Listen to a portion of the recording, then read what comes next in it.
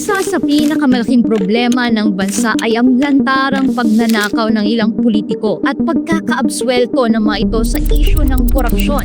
Kaya naman, ayusin natin ang Pilipinas.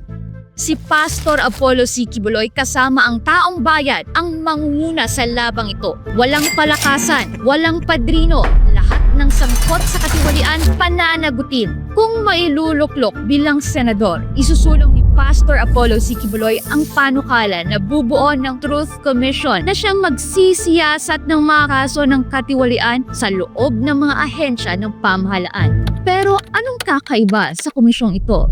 Ang mga miyembro ng Truth Commission ay hindi lang mga opisyal, kundi mga ordinaryong mamamayang Pilipino. Ayon kay Pastor Quiboloy, ito ay magiging isang jury system. Taong bayan mismo ang huhusga sa mga questionableng paggamit ng pera ng bayan. At para sa mga matitinding kaso ng katiwalian, lalo na yung mga opisyal na nagdulot ng matinding pinsala sa kapakanan ng publiko at interes ng bansa, ano ang parusa? Death penalty. Naniniwala si Pastor Quiboloy na walang puwang sa lipunan ang mga magnanakaw sa kaban ng bayan. Kung gusto mo ng totoong pagbabago at hustisya para sa bayan, suportahan natin si Pastor Apollo C. Quiboloy sa Senado. Sama-sama nating bantayan ang kaban ng bayan. Number 53 sa balota.